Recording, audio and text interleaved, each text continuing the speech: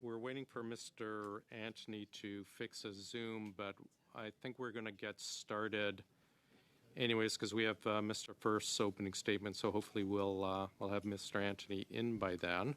So I call this meeting to order. Welcome to meeting number 83, the House of Commons Standing Committee on Government Operations and Estimates.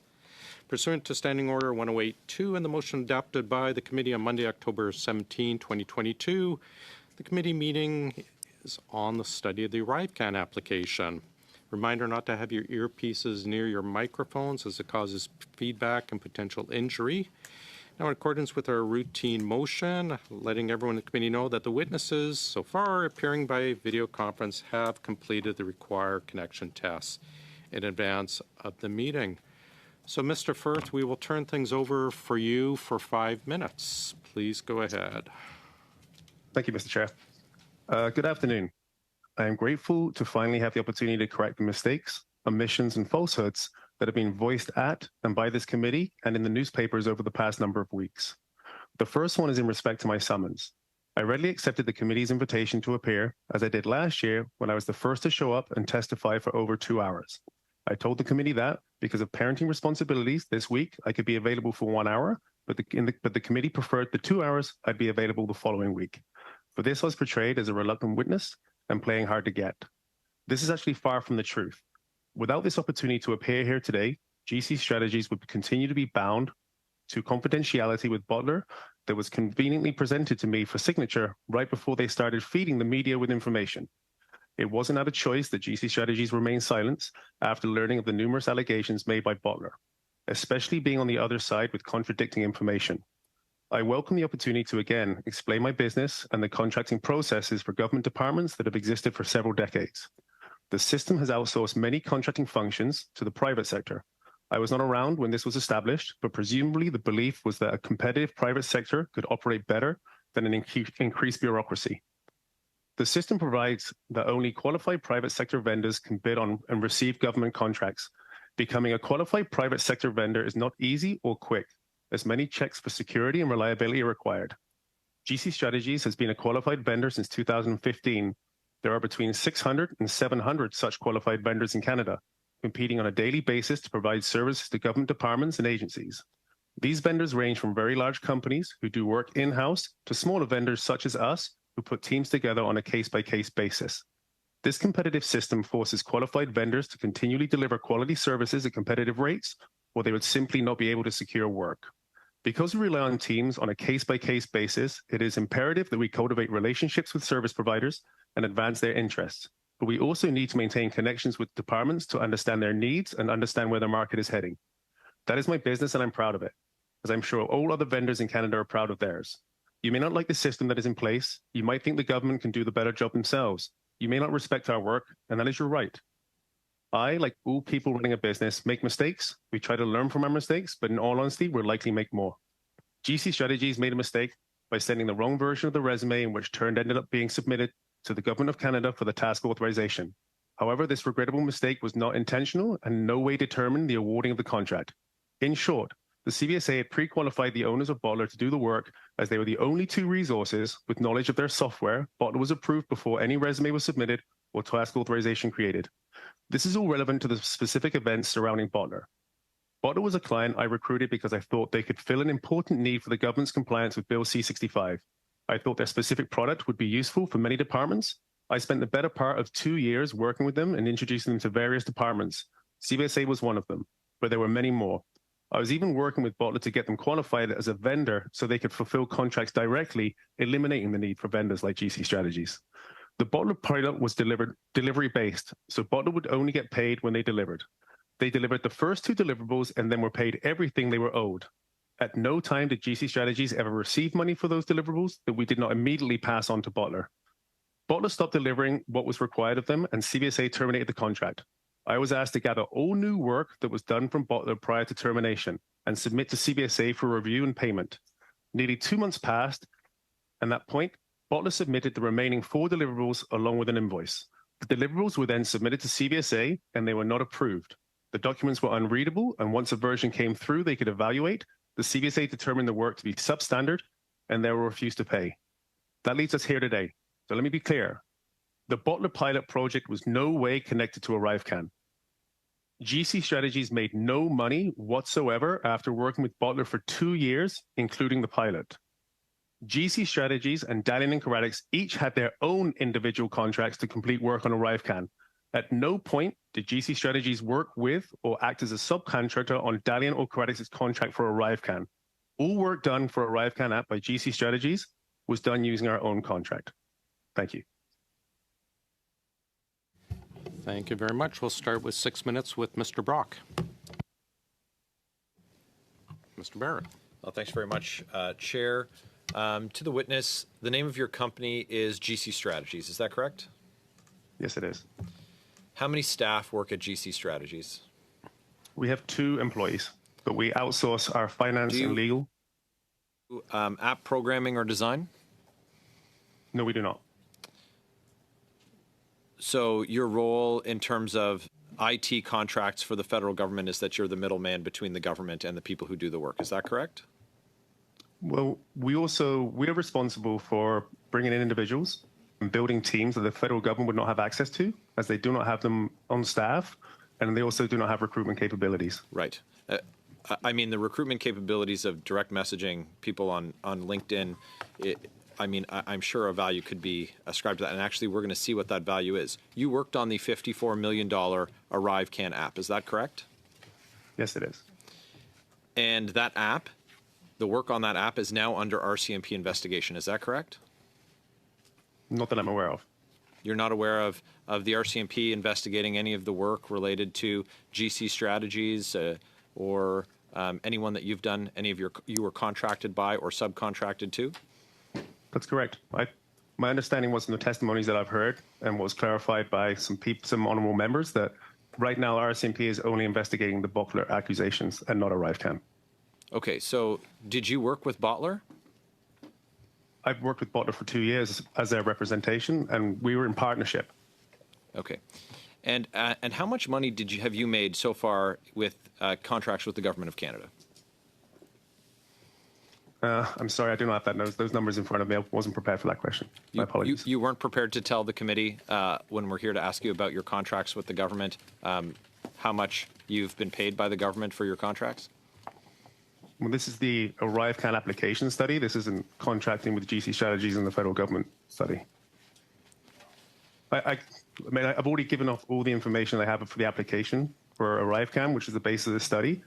I've had 2 hours of testimony. I've given hundreds of pages of documentation. Right. And we're awaiting you had to be summoned to appear here today, sir, and you don't even have the basic details about the work that you've done for the government. How much money was GC Strategies paid to not do any programming or app design for the Arrivecan app? Well, first, I think I clarified in my opening statement the reason why I was summoned was because 1 hour was not sufficient I heard your for today. Opening statement, sir. My question is with respect to your billing for Arrivecan. Mm-hmm. Can you repeat the question, please? How much did you get paid for your work on Arrivecan? Sorry, I've already given up all this information. You have all of my invoices. Sir, are you refusing to answer the question? It's a very straightforward question. As you said, this is a study about Arrivecan. It seems to me that it would be quite pertinent for you to be able to tell the committee how many millions of dollars you were paid with your 2-person company to do work on an app that you didn't do any programming for. How much money? I am more than happy that once I get that number to give you the answer in writing. I do not have that number with me right now, the exact dollars and cents. Apologies. So if I said the number was $9 million, you wouldn't be able to dispute that? No, I can dispute that. Okay, so what number? I can tell you it wasn't 9. It's been publicized in the media. It's somewhere between 15 and 30%. That's the number that everybody's going with.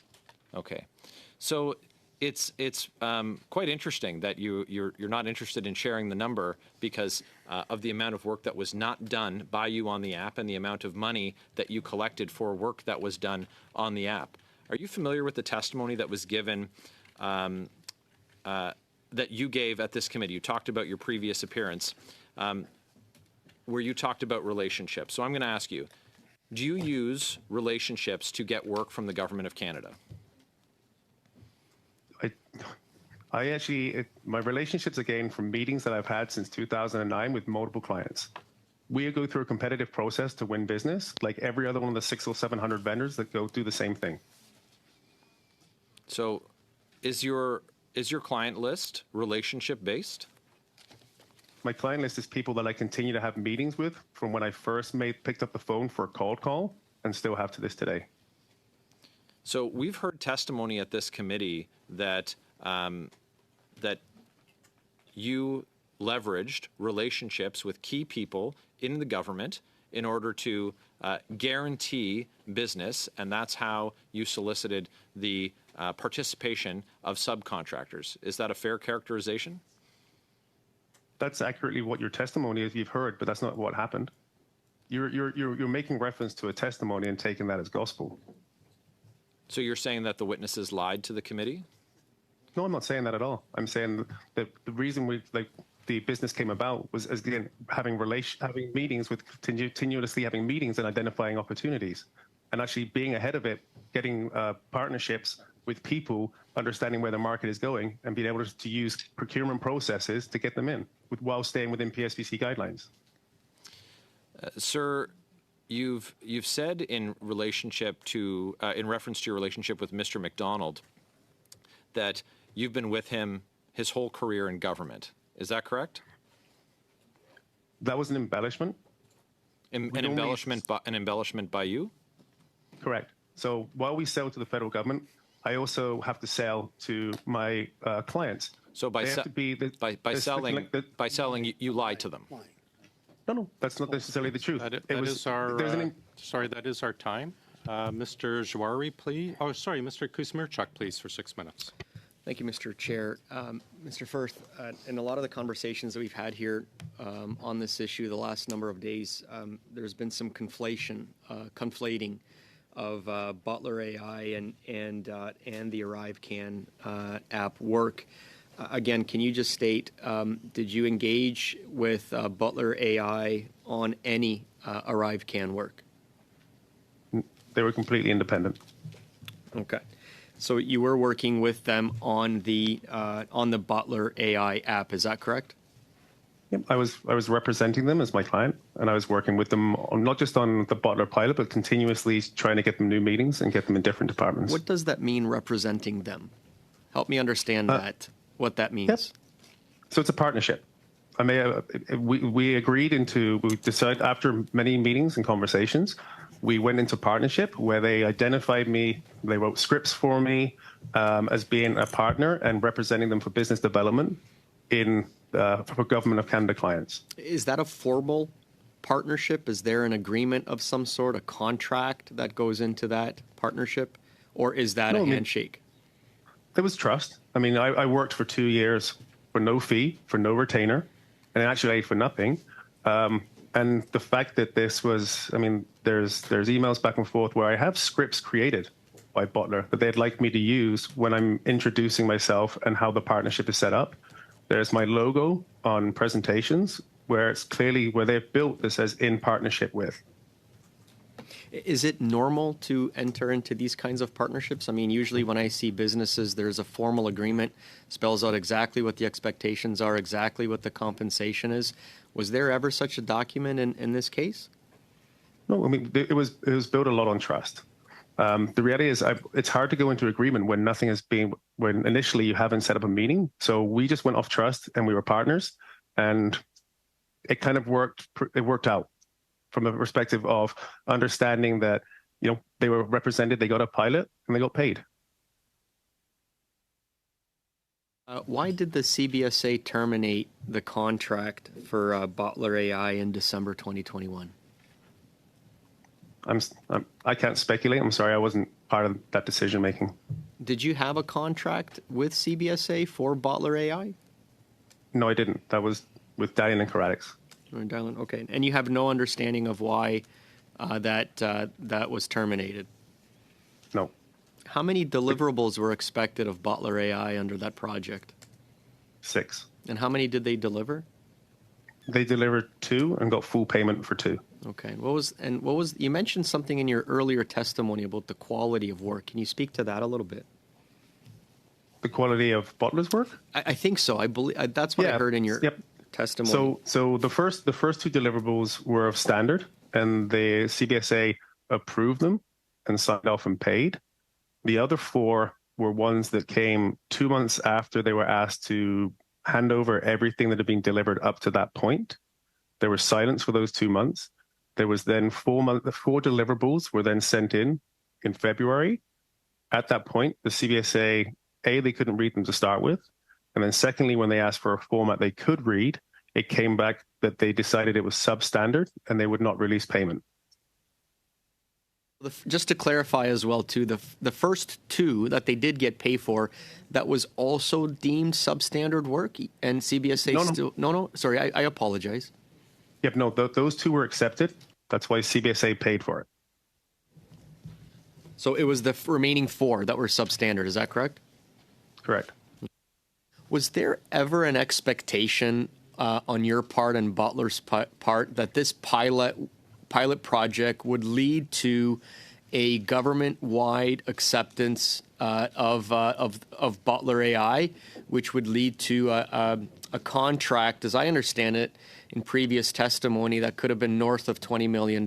Was there an expectation of that at GC Strategies and also Butler AI at any point, that this would lead to a larger contract in the millions of dollars, tens of millions of dollars? That would be naive of me to expect that. I mean, I've been doing this now for close to 20 years, and an enterprise sale for the federal government it's very, very rare.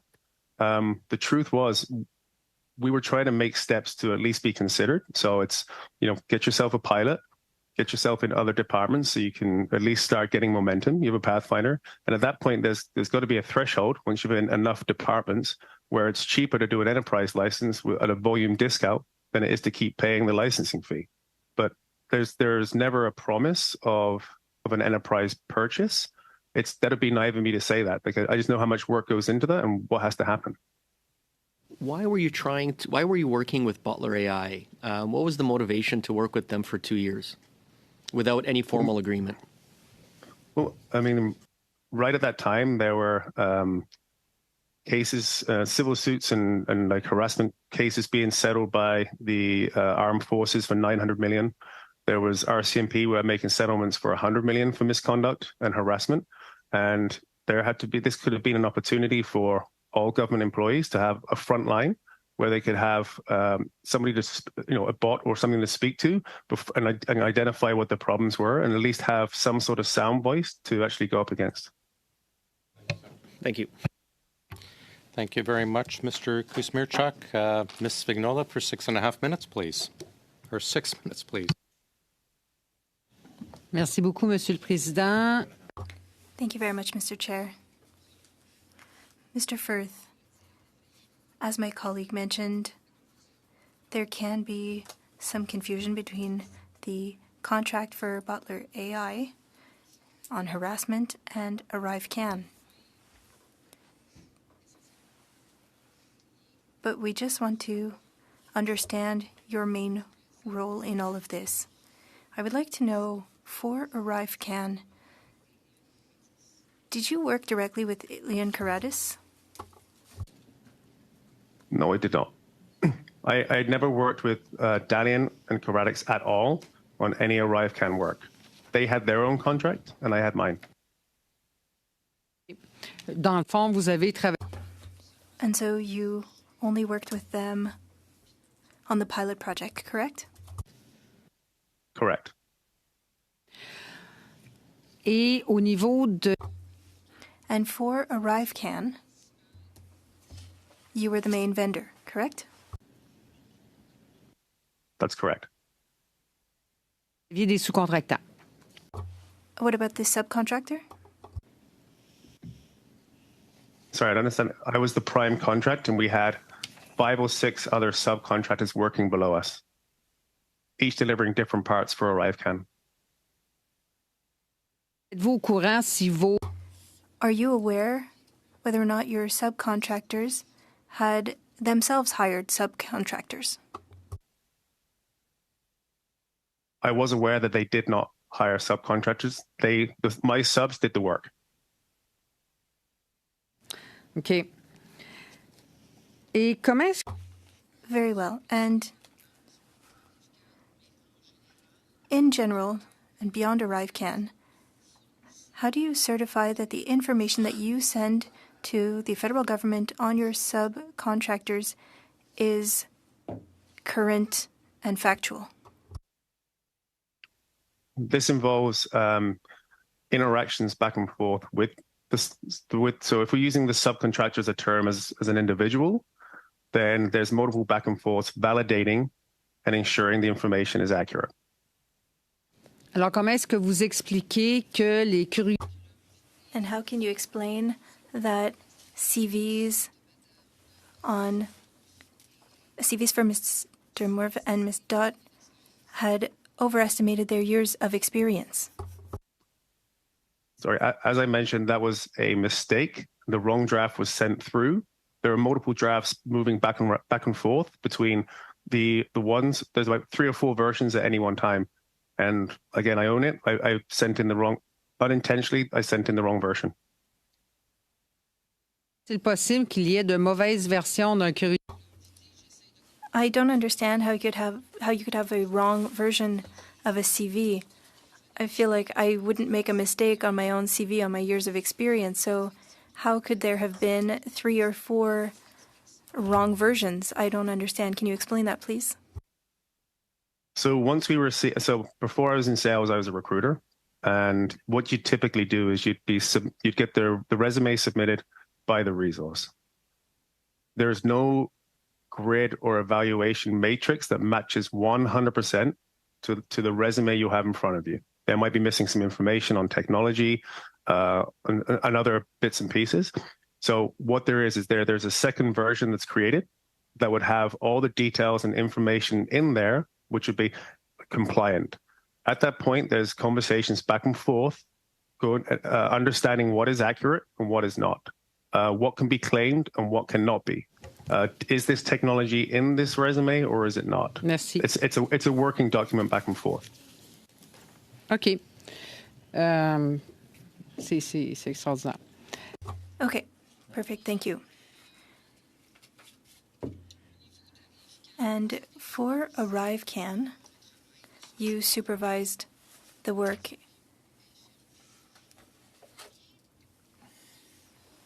How many years were charged for the front end of Arrivecan? We don't. Sorry. So first of all, we don't supervise the work. We're not. As a prime contractor or prime vendor, you're responsible for project for nothing to do with project manager or nothing to do with budget management. So I don't have the exact number, but if you were to take 23 resources who are working on the project and you times that by 2 years, that would give you the days or hours that was put towards. So I think I remember in somebody's testimony, there was 8,200 days. If you were to divide that by just 16 resources, not the 23, that still returns less than 2 years worth of work per resource. Moins de 2 ans de travail par année par ressource, mais au total, quelque chose... So in total, that's 2 years of work for the front end. So the interpreter regrets, but she can't hear. Sorry, can you hear me better now? Yep. So no, it wasn't just the front end. There was accessibility, there was back end integration, there was object character recognition, and there was also back into the legacy systems. For that, we had 23 resources at one-time billing that could have been for 2 years. So if you did 23 or even 20 to 23 resources for an approximation for 2 years worth of work, that would be the number that would have been presented for the what was invoiced for doing that work. Pour vous... That is our time, Merci. Ms. Finola. Mr. Johns for 6 minutes, please. Frith, I'm just going to go back to the Globe and Mail story that cited that Cordex had submitted forms to the agency about the bottler work experience without their knowledge or permission. Now, it cites that Ms. Dutt said a 2-month summer internship at Deloitte on her resume was inflated in an invoicing points form to say she had 51 months of experience working for the accounting firm. Sorry, let me just pause for a moment. I'll pause your time. Apparently, we're having translation issues. I want to start again if I could. Pour pouvoir entendre l'interprète, je dois mettre mon... In order to hear the interpreter, I need to put my volume really high, and so as soon as the interpreters change, I'm going to have a bit of a loud blast in my ear, so I'd rather if the issue could be solved. With us 2 moments.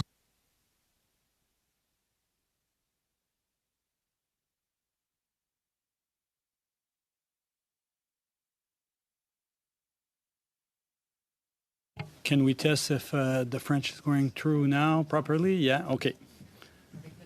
Merci.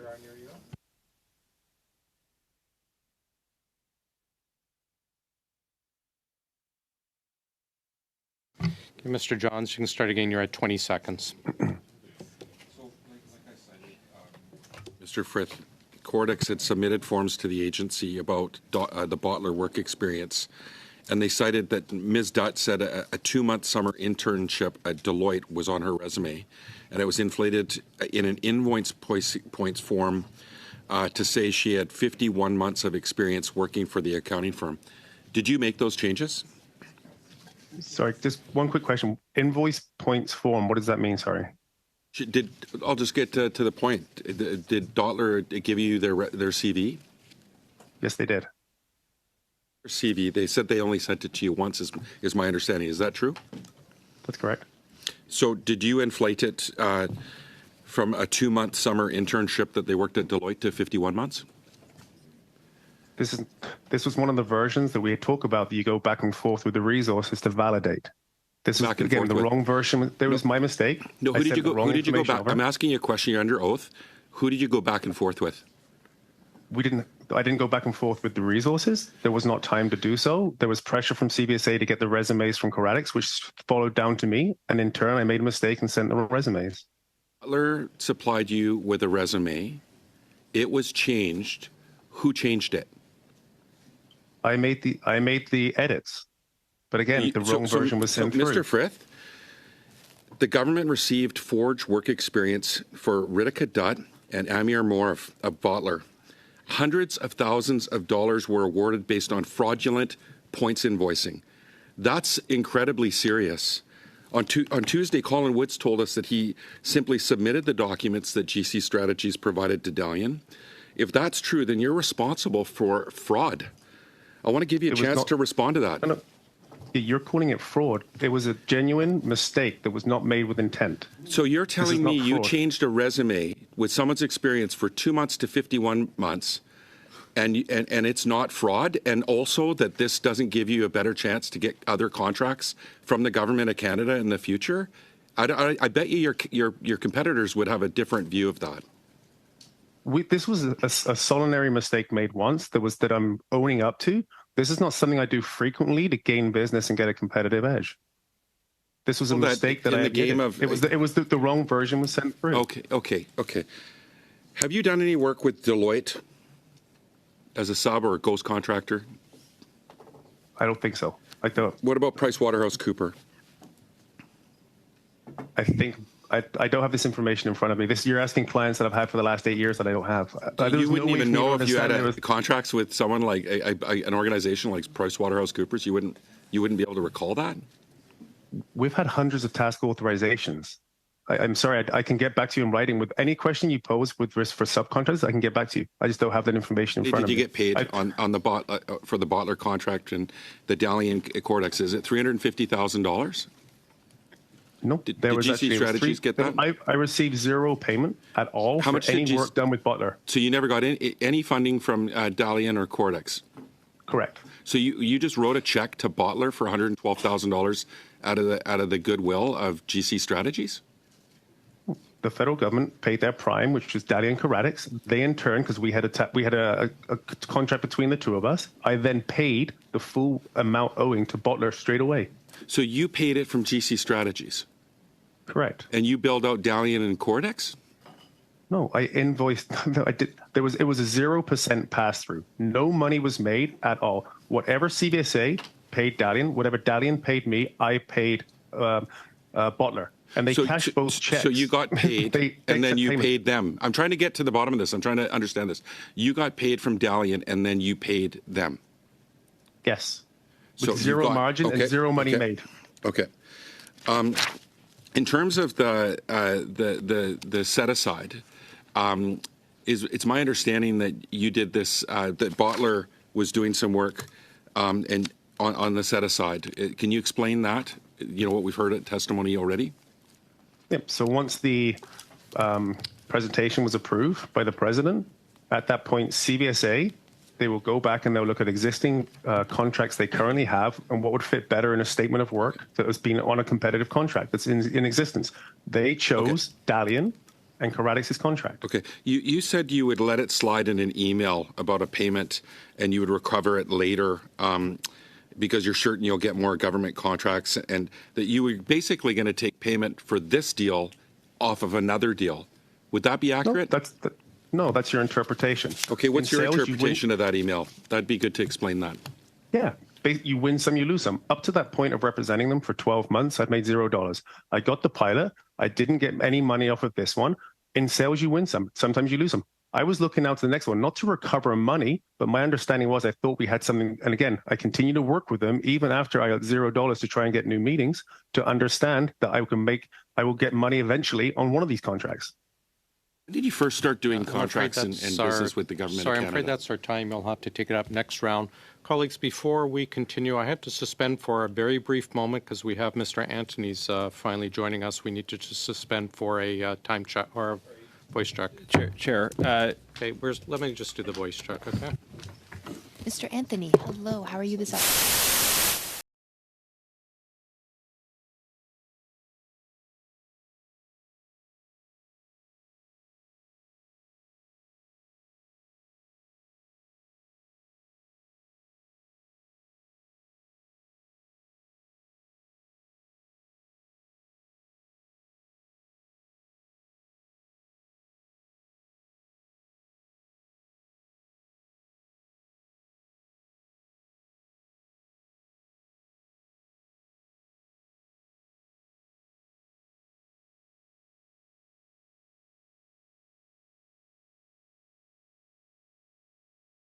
He didn't have his Zoom updated. He's 45 minutes late.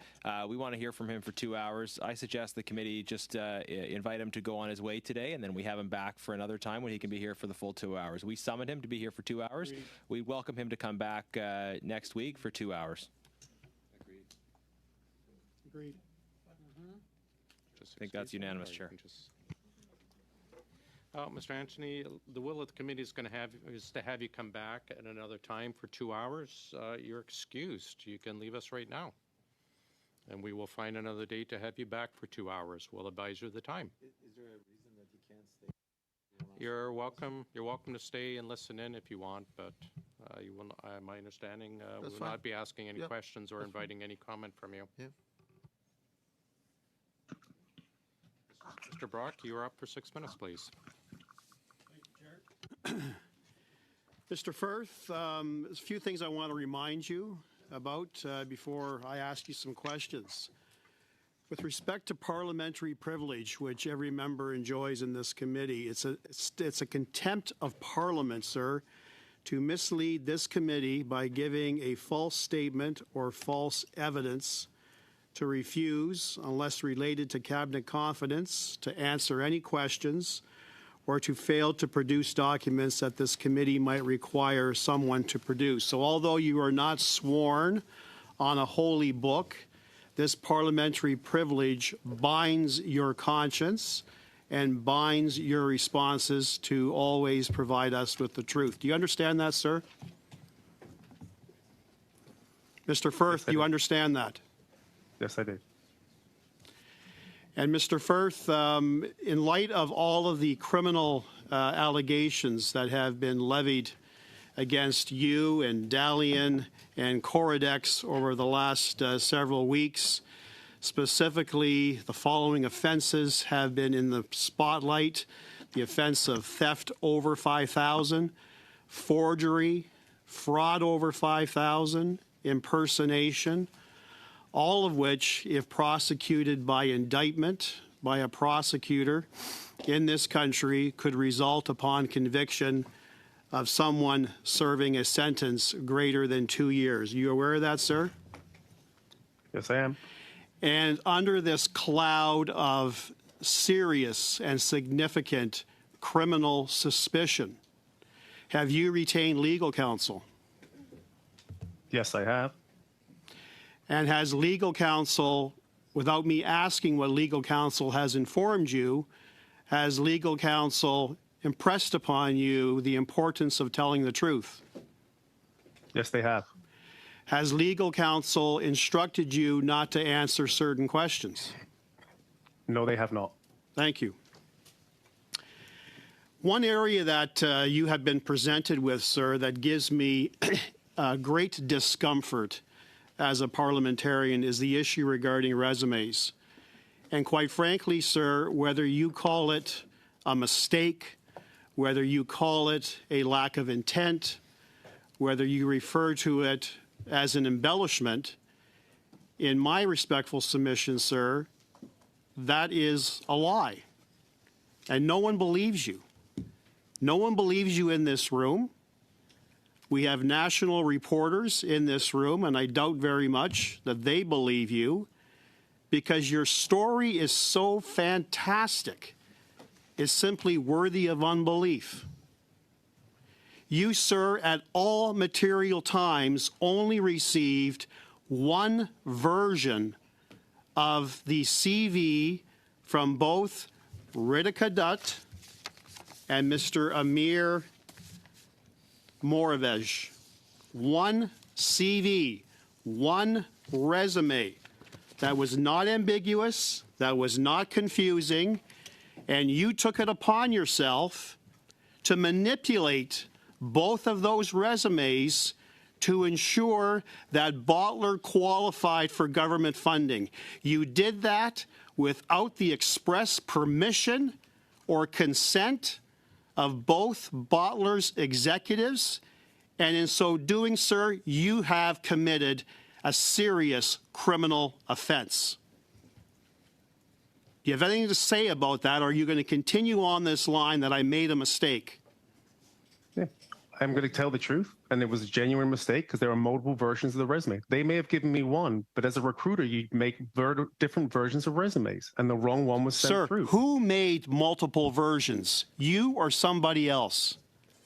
I did. I started my career as a recruiter. So I'm on earth, sir, why on earth would compel you to modify one version of the resume received by both individuals? Why did you have to modify it and create different versions without their consent or permission? Why? Because accompanying every resume going to the federal government is a matrix, an evaluation matrix. That is a score that you get to be compliant, to be a certain category on the contract. Lied to ensure that they qualified. You embellished. I'm afraid you manipulated the facts. I'm afraid that is our time. You can continue on the next round. Ms. Atwin, please, for 5 minutes. Thank you, Mr. Chair, and thank you to our witnesses for being with us today. So I had a bit of lines of questions here, but your opening statement led me to want to ask a few different things. Specifically, you mentioned that Bottler did not complete the work up to CBSA standards as far as the final deliverables, and that it was rejected. We have not heard this from the CBSA that I'm aware of. So how do you know this information? So they would have relayed the information to Dalian and Karadix, who would have then told me. Okay. And so according to the Globe and Mail, GC Strategies is listed as a subcontracting document as a subcontractor to Dalian. Is that correct? You were a subcontractor to Dalian? That's correct. So can you explain how Dalian and Karadix can subtract to a non-Indigenous entity if they were given an Indigenous contract through a set-aside? Sorry, but my understanding for an Aboriginal set-aside, I'm not an Aboriginal set-aside company, but for a contract, I think it's, after listening to Mr. Wood's testimony, it's to encourage Aboriginal entrepreneurs to then build companies. And I don't think I don't think you need to be Aboriginal to be on an Aboriginal contract. Okay. Do you currently Again, I'm not an expert. I'm not on the Aboriginal side. Do you currently have any contracts with CBSA that are active? I have one that's active, but there's no resources on there. Okay. So can you please describe your relationship with Cameron McDonald, who's former Director General at the CBSA? When I first started as a junior sales in 2009, we were encouraged by our VPs to use GEDS, which is the Government Electronic Directory, to make cold calls and get meetings and try and identify opportunities within organizations. Mr. McDonald picked up the phone in 2009, and I've been having meetings from then until present day. Okay, so when did work begin? So when was this kind of contractual? So meeting in 2009, 11 years later, I had my first contract with from Mr. Cameron McDonald. Okay, and who approached whom to engage Bottler in selling its software to the federal government? So nobody approached me about Bottler. There was conversations had by the CBSA, understanding that more recently there's been accusations made in the Vancouver Sun and other media outlets around harassment and some things in the public safety. So at that point, there's got to be some sort of product out there for some small Canadian firm that we can try and identify some opportunities. At that point, I researched firms that were out there, and Bottler was Canadian and they were from Montreal, so they could get, should there be a government contract eventually, it'd be easy for them to get government security clearances. And then that's when I reached out to them. Okay. You've also mentioned that your commission rate was between 15 to 30%. Is it standard to have a variable commission rate like that? It depends, because a lot of the commission you get is off a per diem. So if I had a per diem for $1,000 and there were two resources, one requested 850 and one requested 750, that would be the range in difference from sometimes. So again, it's always the difference between the pay rate and the bill rate is what determines it's not a flat fee. Okay, and what would be your hourly rate? For what, sorry? Just on a general contract, what would be your average hourly rate? I'm usually working in per diems, not hours. So I'm guessing somewhere around $110 an hour, but somewhere between 90 and 120. Okay. And just back to this subcontractual relationship with Cordex and Dalian. Was this arrangement negotiated with them directly, or was it with the federal government, or was it with both? So once the pilot was approved, CBSA reached out to Dalian and Cordex and said, we're going to use your vehicle. And in turn, they reached out to me and said, you're going to be working with Dalian and Cordex. We deem this to be the most suitable contract. And then at that point, Dalian and Cordex and myself had a conversation. But until that point, we had no idea which contract would be used until CBSA told us. Okay, and have you ever had any allegations of this nature made against you or a company you were associated with before? Never. And just you also mentioned that your concerns with our previous witnesses feeding the media. Can you elaborate on this? Like, what specific information do you take issue with? Well, pretty much the majority of all of it. They were paid. It does bring suspicions to me where as we found out that later on they were actually feeding the media around the time they decided, after not speaking with me for a year, to then make me sign a confidentiality agreement, understanding that I couldn't defend myself and put contradictory evidence towards it. You also mentioned that some of your... I'm sorry, Ms. Atwood, that is our time. Thank you, Mr. Chair. Ms. Finola for 2.5, please, and Mr. Johns for 2.5. Merci beaucoup. Monsieur Firth, où était votre bureau à... Thank you very much, Mr. Firth. Where was your office in Ottawa when you had one? We were on Bank Street between Queen and Kent. Sorry, Queen and Albert, I think. Okay. So 151.5 Bank Street. Merci. Lorsque vous êtes apparu... When you appeared before the committee on October 20th, 2022, you stated that you had charged $9 million for materials and hiring for Arrivecan. If I average that out with the hourly rate that you gave us, 90 to 120, the average is 105. 9 million divided by 105 by 2, that's about $43,000. 43,000 hours of work, rather, per year that were billed by GC Strategies. And so was that only for your work or for your subcontractors as well? So we don't get paid to do the work on them. It was just only going to be the subcontractors.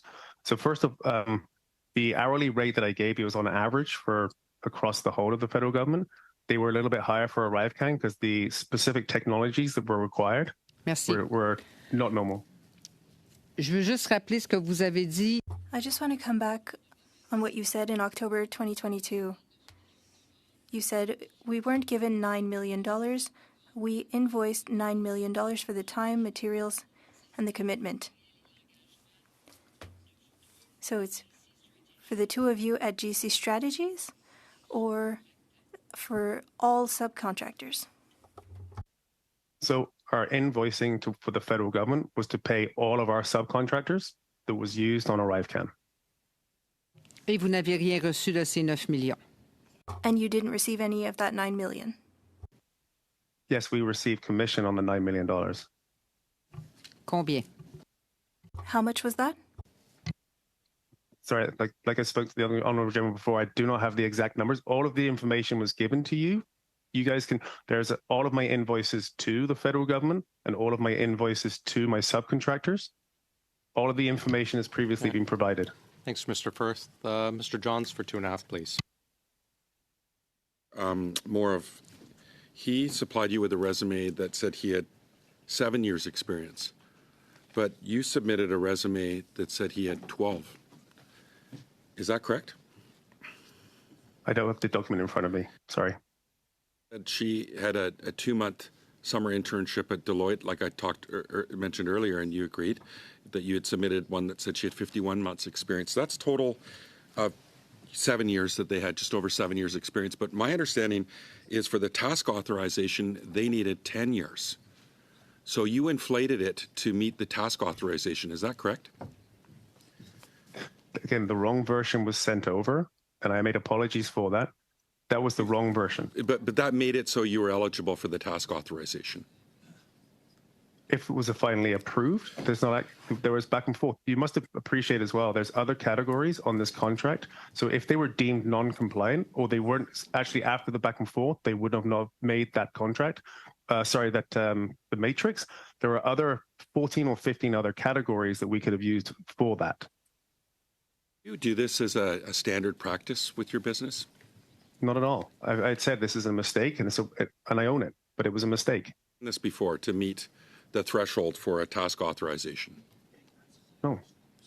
Well, I hope if anybody's watching and feeling a little uncomfortable right now, and they're doing their due diligence and maybe reviewing some of the resumes that have been formatted in the past, that they're going to come forward to this committee. That's something that I think I would like to hear. Can you tell me about who Mr. Von Brennan is to you and what relationship he has with you? Mr. Von Brennan, he was one of our consultants we placed on assignment in the last 3 or 4 years. But outside of that, we're not friends. It's not professional. It's purely a professional relationship where he is a consultant and we find him work when he needs it. So you heard that there's dirt that that Bottler had identified that you had dirt on any public officials. Is that true? I can never ever have I ever said this, let alone have I continuously boast about it. I have no dirt on anybody. Okay, but these are accusations made, correct? Yes. Yes. The answer is no. I have no dirt on anybody. Okay. Thanks, Mr. Johns. Mr. Jenglis for 5 minutes, please. Thank you, Chair. Mr. Firth, you are without a doubt the least believable witness I have ever heard appear before a parliamentary committee. You referred earlier to something you had said about your relationship with Mr. McDonald. You said it was an embellishment. Would you say you're someone who often engages in embellishment? No. No. So your claims about Mr. McDonald were a rare instance of your embellishments. Is that your testimony today? Yes. Okay. I want to drill down on the resume issue. I know this is sort of stuck in the craw of many members. You sent 2 false resumes that we know of, and you've admitted to as much. You said it was an accident. We have no way of knowing how many false resumes you've sent. What we know is that we have 2 whistleblowers, and we have 2 instances of false resumes. So that's a pretty abysmal record when it comes to submitting accurate resumes. Could I ask you, would you be willing to table for the committee all of the different versions of the resumes for Ms. Dutt and Mr. Marevich that you have? Yes. Okay. Would you be able to table them within 24 hours? I could 48 hours. I think the committee would agree to 48 hours. This alleged sort of accident with the resume, I want to understand just like really the anatomy of how these alleged accidents happen. So how does this process unfold of you sort of creating multiple resumes, the true ones and the false ones, and trying to remember to submit the true one as opposed to the false ones that you have created for some unknown person? Just walk me through how that mistake got made, allegedly. Yep. So there's 2 versions. You have the one that was sent in by the resource. You then have the one which is compliant against the matrix, which is also the evaluation grid. They're the 2 versions you have. So you have the one, and then there'll be one in between, which is where you've gone back and forth and you've authenticated that the technology is correct. If there was technology that was missing, because again, not one resume ever matches completely with a government matrix. There's always conversations back and forth between a resource and a recruiter or sales to try and identify things they may not have put.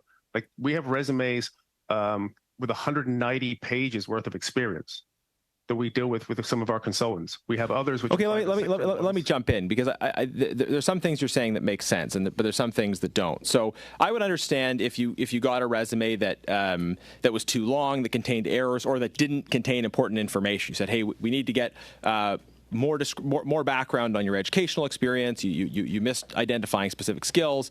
So if that's what you mean by fit the matrix, okay, that's maybe a conversation you had with them. What seems to have happened here, though, is that you in order to make it compliant with the specifications of what they were asking for, you changed some numbers. Right, so asking someone to provide further information is one thing. Massively inflating a number associated with a particular field, taking someone that says they have a bachelor's degree and editing that to say PhD.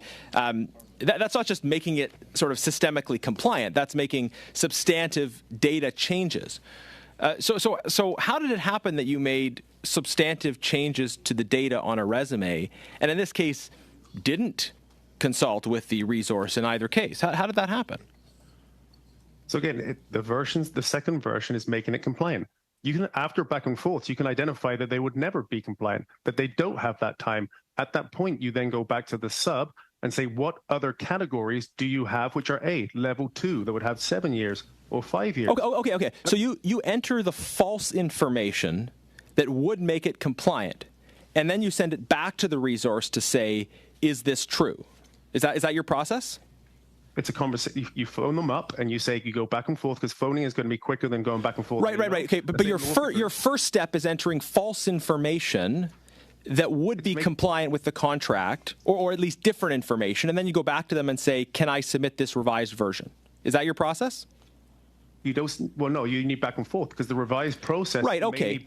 You go back and forth and say, okay, we changed the numbers. Is that okay? And if they say it's okay, you send it. And if they say it's not okay, then you sort of negotiate. But your initial step is to change the number they put in. Is that correct? Is to make them compliant, and then you start a conversation. And you make them compliant by changing the number in terms of the amount of experience or the amount of time. Is that correct? It's also an exercise for me. No, it's not also nothing. I want you to answer the question. To end it right there. Mr. Jouari, please, for 5. Thank you, Mr. Chair. First, I'm going to continue on the same. So, resume of two subcontractor came to you, and you looked at their resume. You compared it into Government of Canada standard template, and you start filling those templates. And then you transfer some of that data over, and then there were some information that were missing. You send it back to the subcontractor, and that's the back and forth that you're talking about, correct? Correct. Okay. So in the process of sending these back and forth and having a conversation with those two consultants on the phone, because it's much faster, how many other items on the metrics that you call or the scorecard that you call, how many other points were that they needed to be discussed or was missed? So that, again, because of haste, because of pressure from CBSA to Coradics and down to me, the conversation never happened and the wrong version was sent. But I can tell you the information included in there could be a small bullet point, which is like, gave presentations to senior executives. Like, these are things that go in there that are harmless, which needs to be qualified. Yeah. So the information was transferred into the government standard template. In haste, the resume was sent over. No conversation back and forth between your office and the consultants. That's understood. Now, what is the implication of a change from a 2 months to a 52-month experience from determining the rate? So what does that do? Does it increase the rate? Does it qualify? What does it do? So this was a fixed price contract. This was not based on per diems. So whether it was this grid for this category or a different category or a different grid, or level 3 or a level 2, yeah, thank you. Still fundamentally, the cost of being the same. I got the answer. So this was a fixed price contract. Can you tell us what does a fixed price contract means? It means that it's deliverable based and it's not based on time and material. Okay. So a per diem is irrelevant on a fixed price, and neither is a category. So that's what usually a fixed price means. So at least the change in the years of experience would have had not impact on the dollar value, but it would have an impact on them being qualified to do that job. Is that correct? Correct. Butler were already predetermined to be the resources working on this. That's fine. Because they're the only two people that know the software and build it. That's fine. So it was a fixed price, and there seems to be a discrepancy between the $350 as a fixed price or $336, but Dalian and Cordex charging $14,000 on top for whatever, but that's really understood. At least we know the number and we know how to reconcile. Can you talk about the relationship between you, Dalian, and Cordex as it relates to the Butler AI pilot? We are competitors, but we are working together because I'm representing Butler and they have the contract with the client. So although we're competitors, we're professional. So the government would, as the prime, would work through Dalian and Coradics, in turn would then work through me for Butler. It would. So government had a relationship with Dalian and Cordex, and you had a relationship with Butler.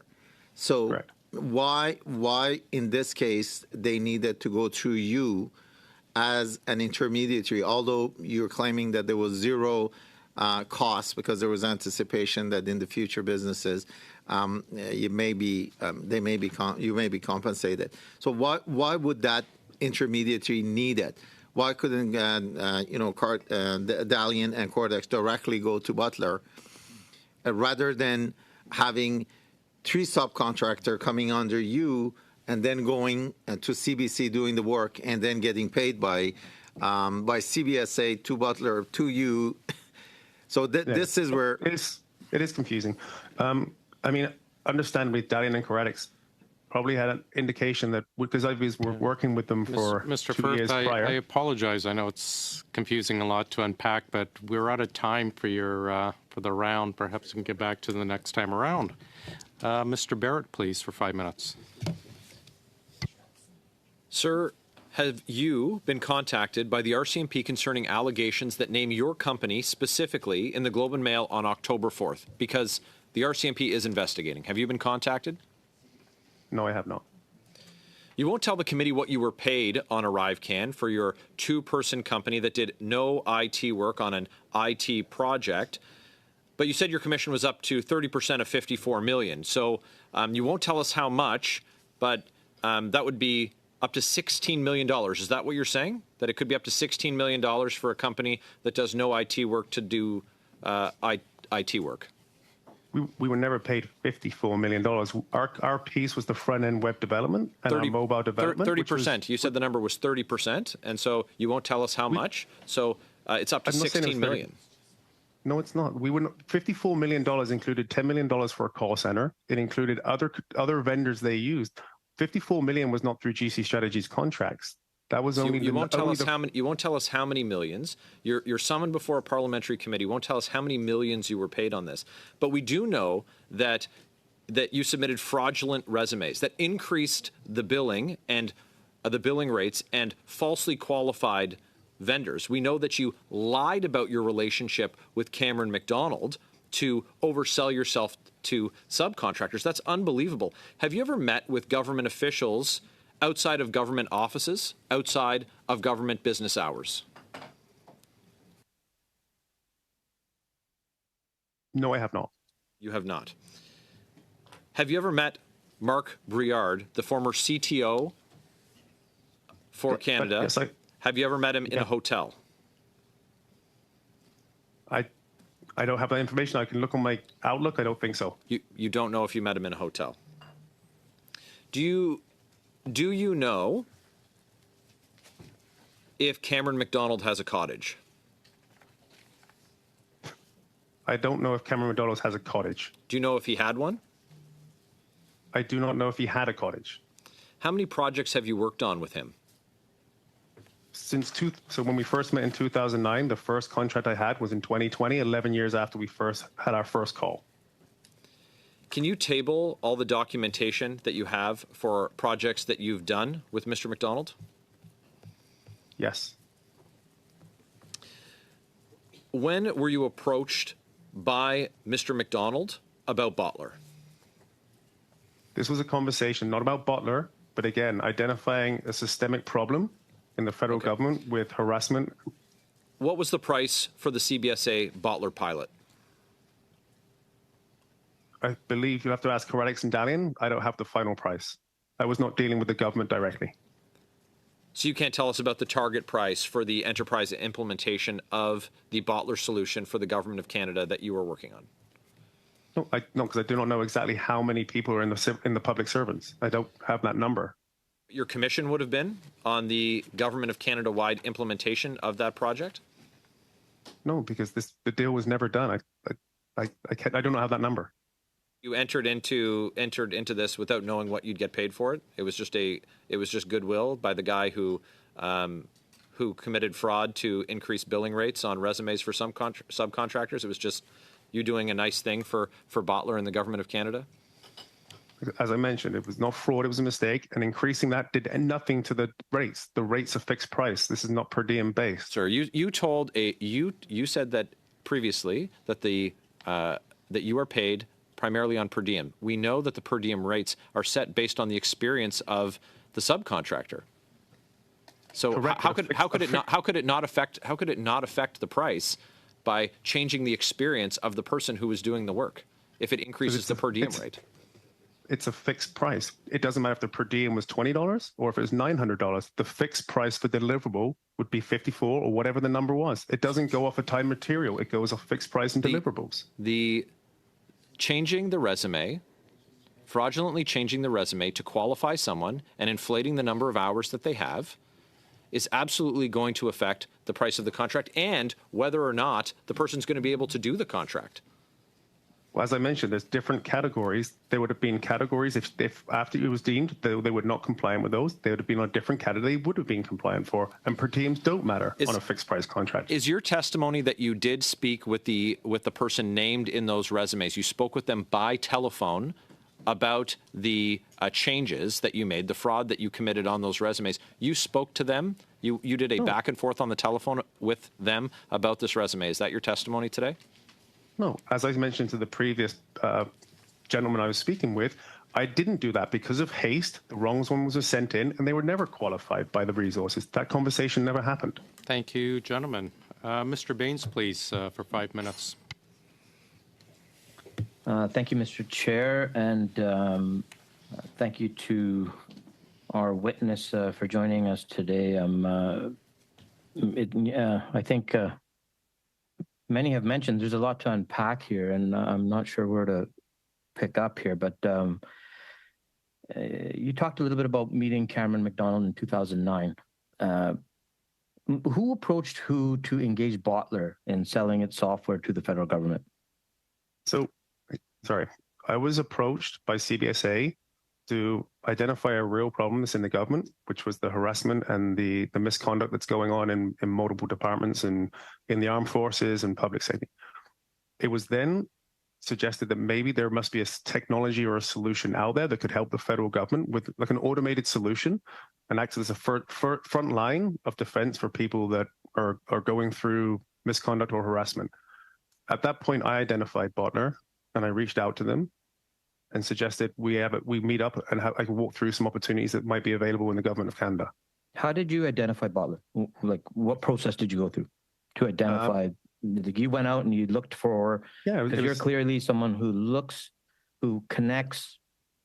You're a recruiter in a sense, and that's your history. And you find the capable or able third-party solutions to do the work, right? Correct. So what was the process you went through there? It was simple Boolean search, like identifying with buzzwords, and then after that, identifying automated solutions because they're usually easier to install than actually having a team come in and integrate. And also Canadian was huge because if there were going to be federal government contracts and doing work for the government, they have to be able to get government security cleared. So then who identified Bottler software as being able to meet federal requirements under the amended Canada Labor Code then? And this is where you talked about a matrix, it has to be compliant, etc. Then who finally said, okay, this is the one? So we had subsequent meetings with Labor Relations, Corrections Canada and other ones. And so we would go there and Ms. Dutt would ask specific questions. I don't know, the whole time they were, on their website, it's maybe they were compliant and they're completely compliant with Bill C-65. So we knew that the solution could do that. And then it was subsequent meetings we had in other government departments with labor personnel to identify if it would fit within there. So, but I do remember several meetings, whether it's Corrections and I think Shared Services Canada, with labor relations people. And that's how we identified that it would be suitable. How many people were involved in that process? Like labor relations, you're talking about a lot of different departments. The majority of people we met with would have been HR and labor relations. And then so there's a number of people that are going through this process to make a decision in the end. Well, yeah, I mean, there's cybersecurity to see how this is going to impact other things that are happening on the network. So there were several people in each meeting that would have different questions regarding the software. Okay, so and then just so where does Coredex and Dalian come into the picture in all of this at this time if you're arranging for Bottler to provide the services? So they were never. Why did it go through? Why did it go through Coredex and Dalian? So I was working with Bottler for over a year before Dalian and Coredex even knew about it. I was there. I was getting meetings. I was helping them with marketing material. We're doing sales pitch to other organizations. It wasn't only until the pilot was accepted at CBSA where they contacted by the CBSA saying we're using your contracting mechanism and GC Strategies is working with Bottler. And then that was when the first time that around the Bottler conversations, either party knew who we were working with. So so when we're talking about the inflated, the mistake that you made, the inflated numbers, apart from just those inflated numbers, you talked about a matrix of other things that and it appears that obviously there's been a lot of different people making a decision for this to come through. What are the other pieces of the matrix that need to be fulfilled? And about 20 seconds answer, Mr. Firth. Yeah, it would be different technologies that they may have used in the past.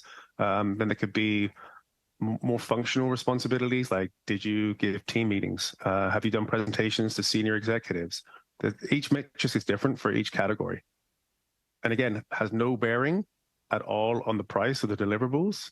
Every category for a fixed price contract has no bearing at all, because that's a per diem base. That's time and material, and this is Thanks, fixed Mr. price. Firth. We have 2.5 minutes with Ms. Vignola, please. Beaucoup, Monsieur le Président. Thank you, Mr. Chair. Mr. Firth, did you make a sales pitch to Miss Brenda Lucky? No, we did not. Est-ce que vous avez fait un pitch de vente? Did you make a sales pitch to Julie Lees and Philip Johnson at Transport Canada? We did to Philip Johnson, but I'm not sure if Julie Lees attended. Est-ce que vous avez... After those discussions, were you able to close a sale with Transport Canada or with the RCMP? Avez-vous touché une commission? Were you able to get a commission? Nope. We had subsequent meetings thereafter, but no deal was made and no commission was made. Est-ce que vous êtes enregistré au niveau des... Are you a registered lobbyist? No, I'm not. I do not get employed by the people I work with. I don't charge a retainer or I don't charge a fee. And actually, my model is completely against lobbying acts because I want to get paid on the contract when it comes in. OK. J'essaie de comprendre actuellement. I'm trying to understand. You've said that you are not being investigated by the RCMP following allegations, but the RCMP is investigating misconduct by 3 companies that participated in the development of Arrivecan, and you're currently telling us that you are not one of those 3 companies? No, not at all. I'm just saying I have not been contacted by the RCMP, and last time I heard testimony here that it was clarified that the RCMP was only investigating the bottler accusations and not Arrivecan. D'accord. Est-ce que... Can you very quickly tell us if outside of your phone calls, did you have any other contacts with Mr. Cameron McDonald? We had during Arrivecan, and there was certain applications that needed to be integrated. There was NFC capabilities, so there would be meetings in the CBSA offices. Je parlais de rencontres personnelles. Okay, Mr. Johns, please. Talk about personal meetings.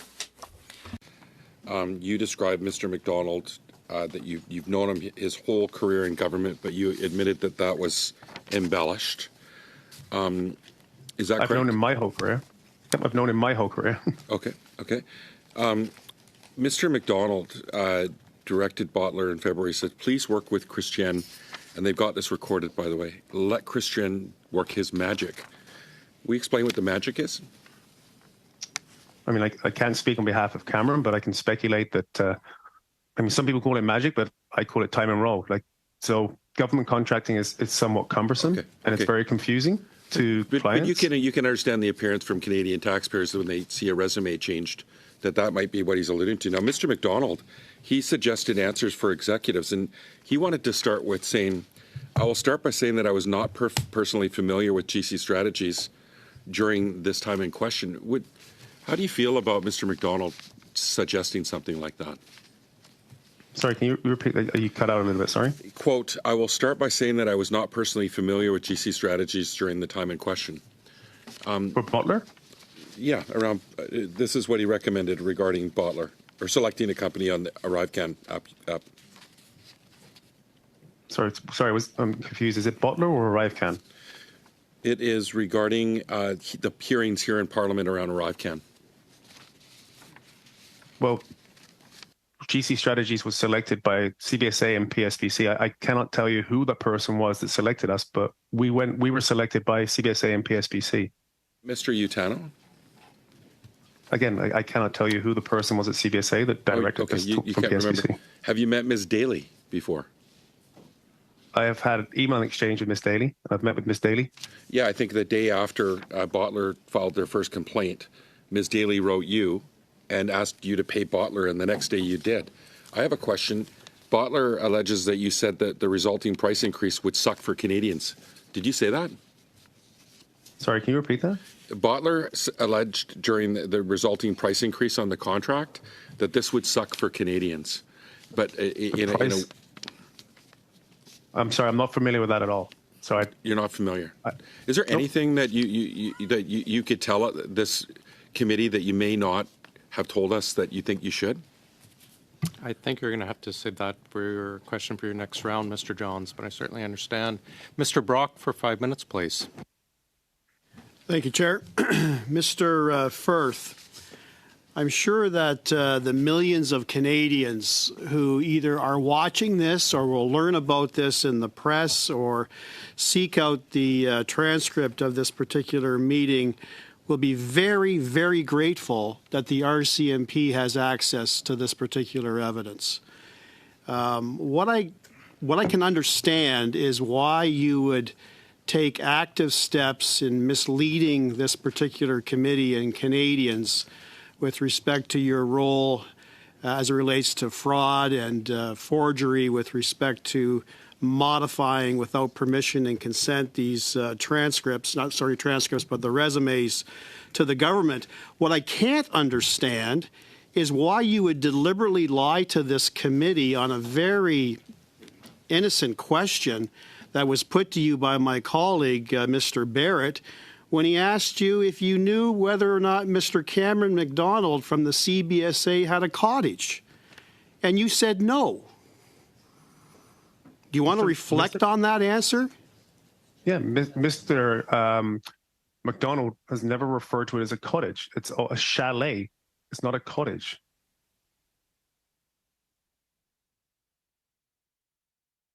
For that clarification, Mr. Firth. Are you kidding me? That is the honest. Are you saying you knew all along that he had something that was equivalent to a cottage or a cabin, but because a different word was used to refer to it, that you had the license to say, I don't know? You were asking. Is that what you want us to believe? You were asking a specific question about a cottage. I answered honestly. He has never mentioned that he had a cottage. This guy hasn't said anything honest since he's been here. But he's got a cabin, doesn't he? A chalet. A chalet. Well, why didn't you offer that? Because that was not the question that was asked. I see. I see. So you have a very limited ability in terms of telling this committee the truth. Is that correct, Mr. Firth? No, I'm answering because the RCMP correctly. is going to have a field day when they come to interview you. That's right. I answered the question honestly with the question that was posed in front of me. I see. Well, let's ask you some more questions then. Have you ever had or claimed to have influence on any government officials? No, I have not.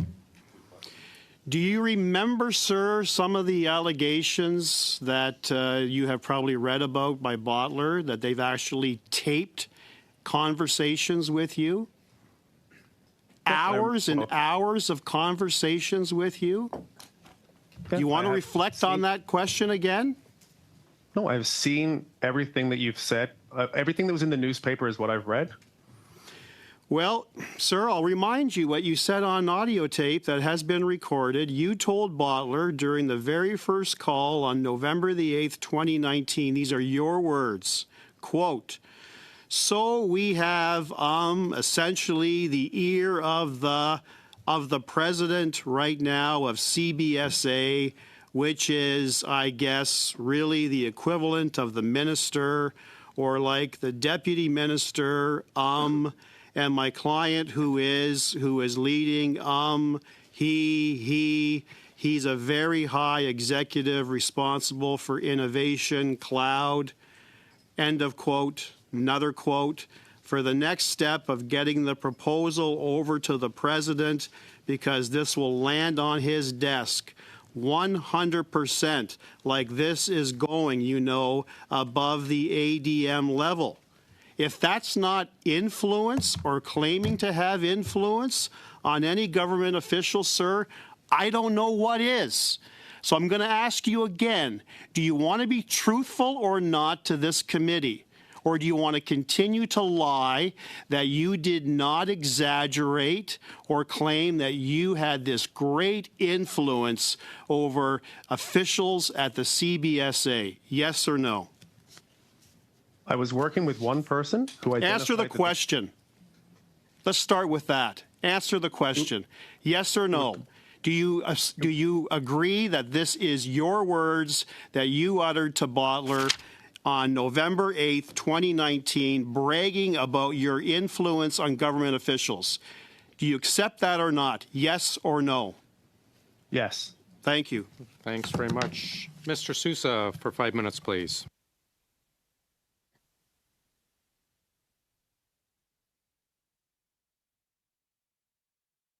You might be on mute, Mr. Sousa.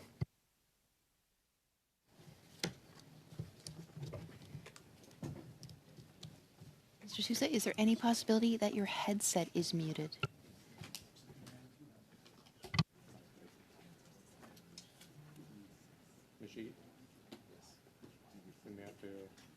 How's that? Thank you, sir. Thank you. Can you hear me? Go ahead, please. Okay. Mr. Firth, you said you've been at this for over 20 years? Since 2009, 2008. Under various administrations? Correct. And various bureaucrats and civil servants over that period of time? Correct. And you've been doing the same way throughout that process? That's correct. You've been a qualified vendor since 2015? That is correct. Under this scenario? And how many subcontractors do you have thereabouts? Today? Yeah. Probably 30, 25, 30 right now.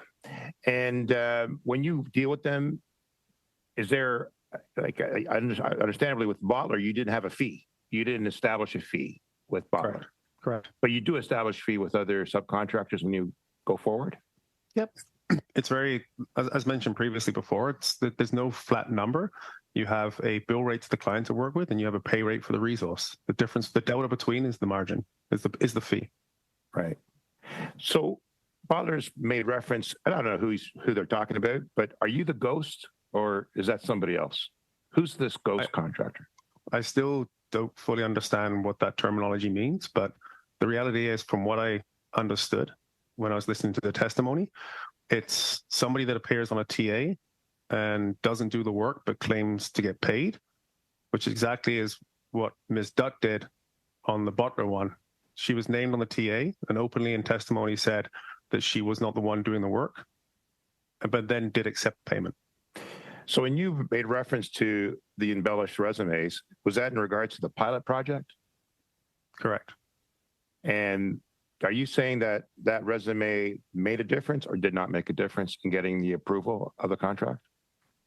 It was already predetermined that the contract was going through. They just, we would have found the right matrix and the right category, but they still would have gone through because there was 14, I think 12 or 14 different categories that would have allowed this to go through. And Bottler's expectations and some of the discussions that I think we've had, they're anticipating so much bigger payoff on this deal. Is that correct? There was conversations about the euphoric state of being an enterprise sale, but there was never any promise to that. That was just ultimately what you always expired again. So they had no contacts or no ability to deal with CBSA if it was not for you?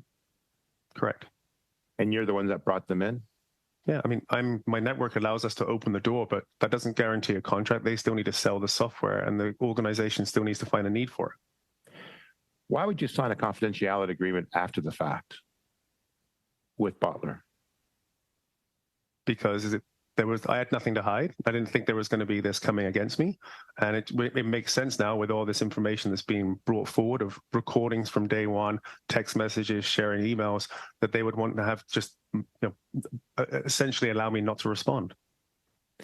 But you are responding, and you're aware now that RCMP is investigating the issues, the allegations made by Bottler, but not Arrivecan, correct? Correct. And yet you haven't been approached by RCMP. Correct. But you have been approached by CBSA because they've done an internal review. Have they not? Have they talked to you? No, they didn't. They would speak only with the vendor they're dealing with. Which was not Dalian and Caratics. Right, because you're the subcontractor to Dalian and Caratics. Correct. In this scenario. And you're saying in this pilot you made no money. It was just a flow through. Correct. I made no money with Bottler in the whole 2 years I worked with them. And so what was confidential that you had to sign? Like, I don't understand. Like, it was like all electronic communications back and forth between myself and Bottler, text messages, documents that had any of our names on it, anything that had any presentational material, 2-pagers, anything that really essentially mentioned the word Bottler and involved myself or the federal government. And why would Bottler not want that divulged? Because obviously they're now making allegations and complaining that they weren't paid, but you're saying that in fact they didn't do the work that was required. Yeah, they were paid in full for the 2 deliverables that are accepted, and they never, because CBSA deemed the remaining 4 substandard, they were never paid. Yeah, that is. And how would you and we were never paid either. I'm sorry, that is our 5 minutes. Might have another opportunity in the next round. Mr. Genuis for 5, please. Just briefly back to the resumes. I think I understand your process. You said that you receive the resumes, you make them compliant before sending them, but then check in with resources to make sure your edits are okay. Is that how you describe the process? Correct. Okay. So if I'm a potential subcontractor, I send you a resume. It says I have, say, 4 months of IT experience. The contract requires 4 years of IT experience. So you change the 4 months to 4 years to make it compliant. Then you check in with me and say, hey, is it okay that I made this change before sending it? Is that right? It's actually identifying, it's more of a case for me as well to identify if they can even pass the grid. So can you just answer the question? Like you said you check in if you make it compliant, then you check with the resource if that's okay with them. So you change the 4 months to 4 years, you check in with me, you see if it's okay, and then if it's okay with me, you send it on the basis presumably that I've signed off on it.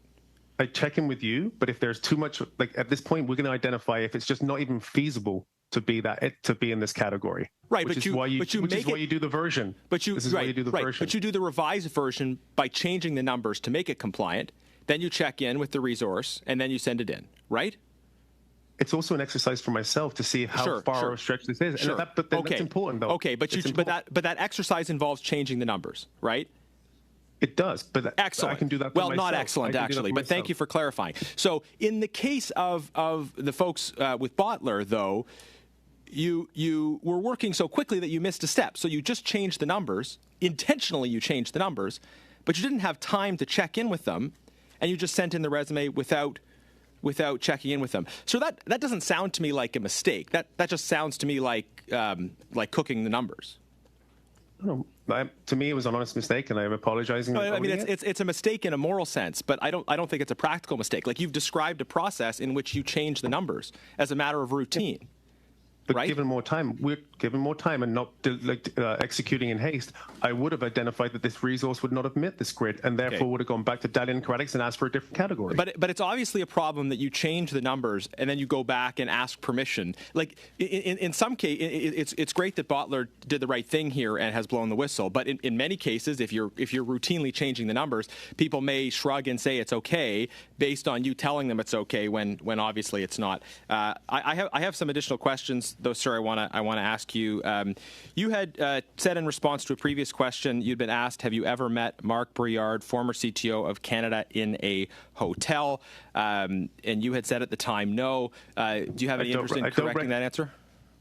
No, I said I don't recollect I cannot remember every meeting I've had with everybody in the last 12 years. I'm sorry, I don't. I can go back into my Outlook and give you the answer in writing. That's a different answer than you gave. We could check an ATIP that you submitted to find out that actually you did meet with him in a hotel, sir. That is ATIP A2018000247. Ironically, the ATIP came from you.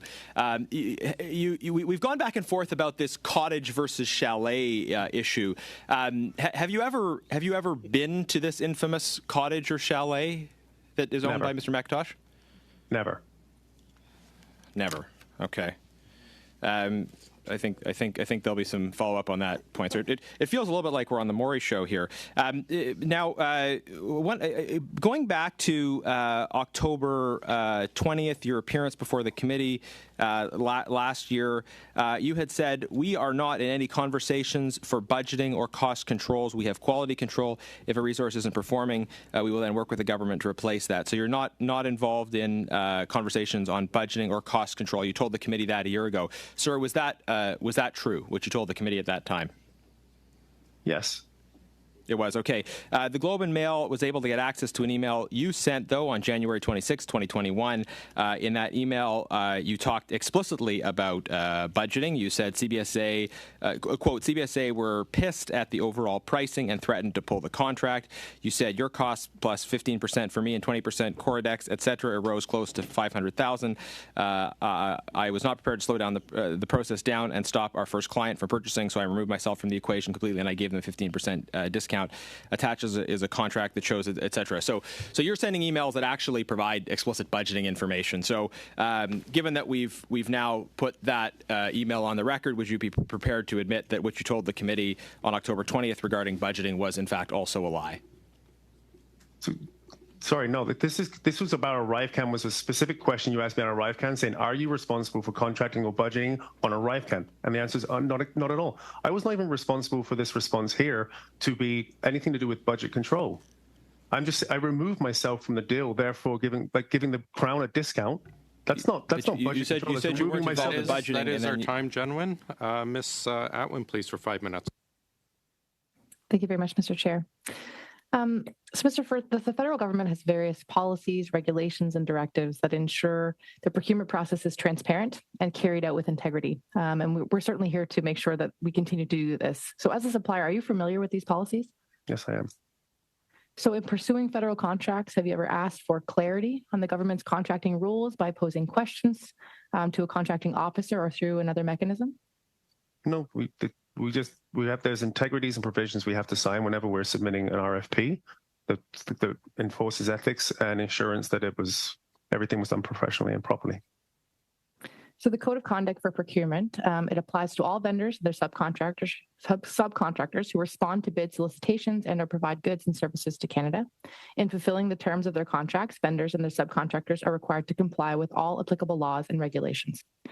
How have you demonstrated a duty of good faith and honest performance before and during any procurement process with the federal government that you've been a party to as a vendor or subcontractor? I'm sorry, can you repeat that, please? I can't hear you very well.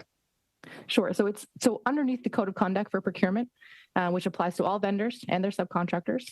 So how have you demonstrated a duty of good faith and honest performance before and during any procurement process with the federal government that you've been party to? Well, sometimes when we submit a bid, we also get permission to bid from the resources, because typically, whenever there's an RFP that comes out that's competitive, a lot of our competitors will go and submit the same people. So what we always try to enforce in our bids when we can is we always typically we'll submit a permission to bid to ensure that the resource knows they're being represented properly and correctly. And did you do that in this circumstance? We didn't. The bid would already been competitive, so it was a contract that had already been awarded to Daniel and Craddock, so it wasn't a new contract. Okay. A Public Services and Procurement Canada official, they told Bottler that this was a matter internal to Bottler, GC Strategies, Dalian, and Coridex. Do you agree with this assessment? What was the matter regarding? So the fact that the CBSA is investigating alleged misconduct, and they're saying that this is an internal matter between these entities. Do you agree with that? I can agree with that. Okay. So then in your view, what gaps does this reveal in the federal contracting process? I don't think it reveals any. I mean, the reality was it would have been a perfect execution if the 4 deliverables were done on time and were of the standard that CBSA would have approved and paid. This was not a contracting issue. This was a performance issue. Okay. And so you mentioned also that your work through GC Strategies, engaging the kind of pathfinding services that you provide, that it all stays within the PSPC guidelines. So do you think anything should be changed regarding these guidelines after this experience? Yeah, I mean, again, like I said, I tried to work with Bottler to get them on so they could be billed direct to the federal government. I think that and my understanding is these processes were put in place in 2003. They haven't really changed much until now. And I think there just needs to be a better ability. If they want to eliminate the middleman, or what they're saying, or a vendor, then they should have the ability to invoice or go directly to some of these people who have the software and have the product. But unfortunately, at this point, that doesn't exist. So where Bottler AI was not a qualified vendor, what were they missing? Just based on your assessment, what criteria do they not meet to become a qualified vendor on their own right? Well, it's pretty arduous. You have to at least be in business for probably 1 to 2 years and build up your corporate references and get projects in the private sector or work through other people. At that point, you're deemed your qualifications, which would get you on TBIPs, THS, ProServe, SBIPs. And at that point, you're then eligible and qualified vendor to then go after competitive RFPs that are posted on Buy and Sell or Ariba. Okay. And just in general, have you learned anything from this experience? Was there anything you would do differently to not kind of end up before us here today? Yeah, I would probably at this point only work directly with the federal government and eliminate the middleman essentially. And Mr. Johns asked you a question just before his time was cut off, just as far as if there's anything else you'd like to tell us, or there's something that we need to know, any points of clarification. I mean, the cottage chalet thing is raising a bit of concern for me. So is there anything else you'd like to add to the record right now for our knowledge? No, not right now. There's nothing. Okay. That's all for me, Mr. Chair. Thanks, Ms. Atwin. Ms. Vignola for 2.5 minutes, please. Thank you, Mr. Chair. Mr. Firth, have you suggested to a subcontractor that they would receive a certain sum of money from another contract that they have not yet received? Sorry, can you clarify that question? I don't think I understand the question.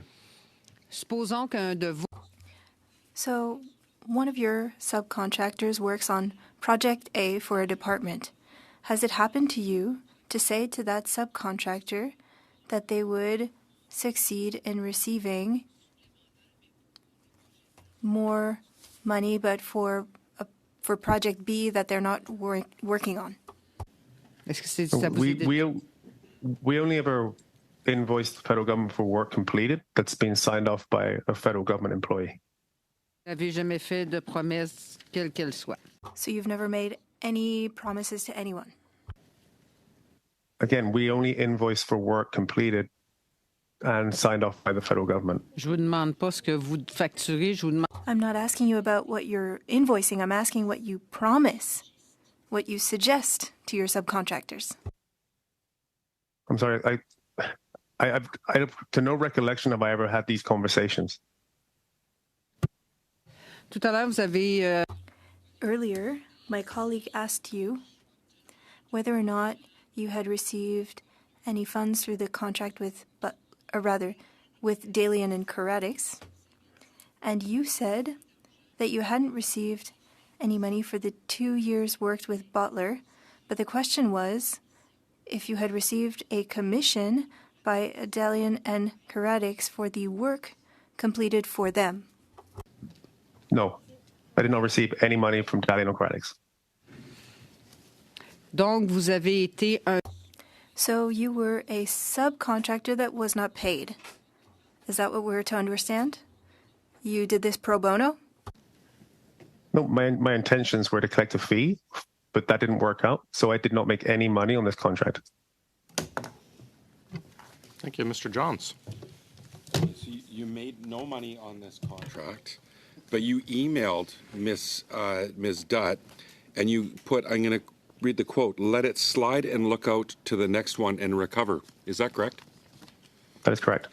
So this is contract performance fraud. It is invoicing for work done on other projects. Do you deny this written evidence, or are you saying this means something else?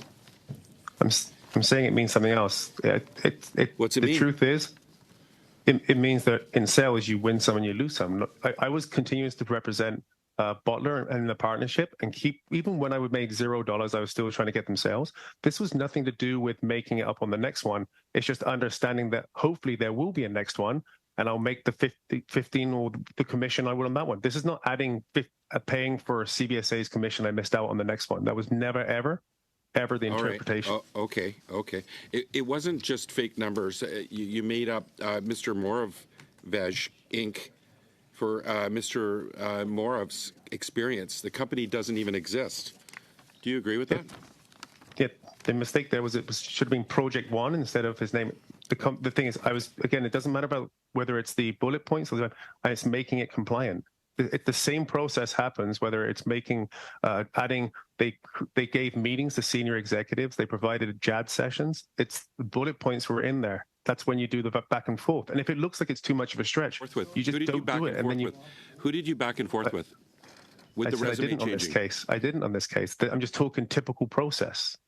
I didn't on this case. Did CBSA reject the deliverables and the contract before or after Bottler made misconduct allegations on September 27th back in 2021?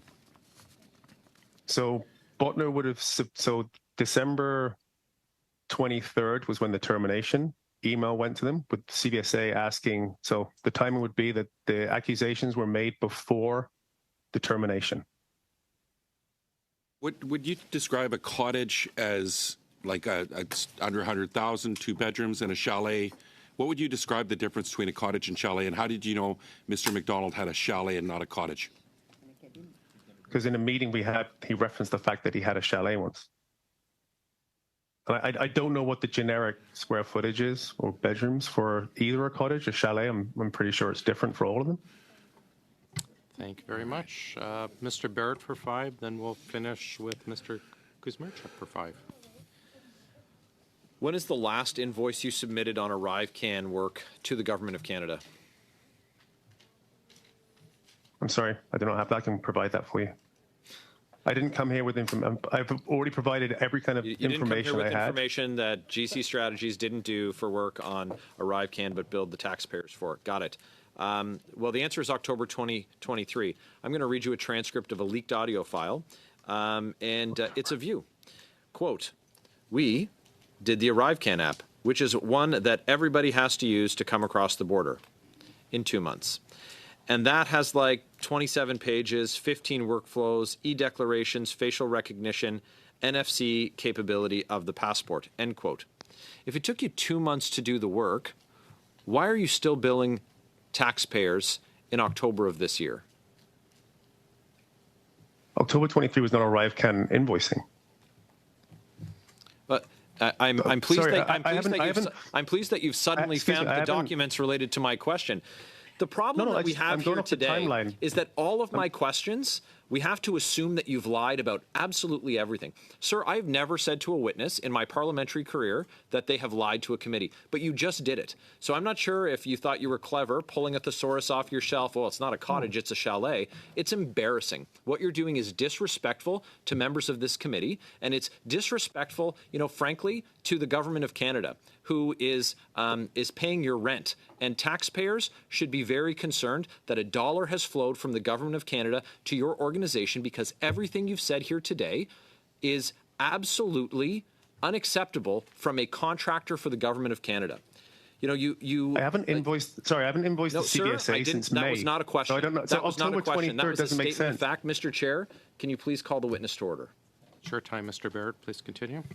Sir, I'm going to ask you some questions that we dealt with previously, because we're going to see if we get different answers this time, because that seems to be the pattern with you. Do you use relationships to get work from the Government of Canada? No, I do not. What is your interpretation of a relationship, please? Well, I mean, I guess what is your interpretation of a cottage versus a chalet?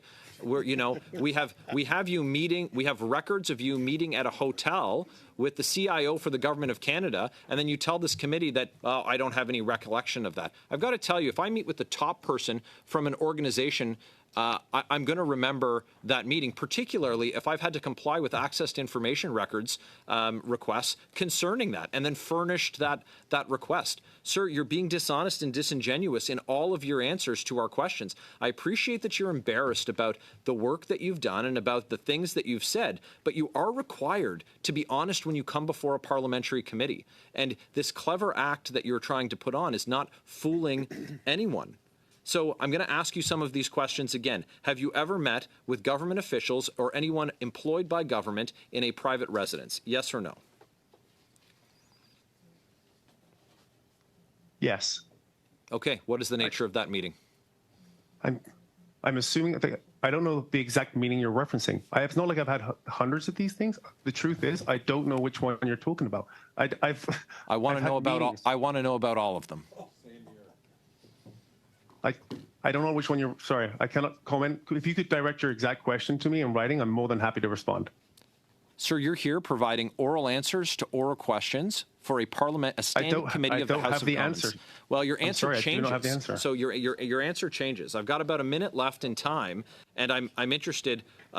I'm interested in what precision we can get on any of that. You've had so many meetings with government officials in their private residences outside of working hours that you can't even remember. You can't remember how much money you were paid to work on the Arrivecan app. You can't remember meetings that you had in hotels with the chief officials for information technology for the government of Canada.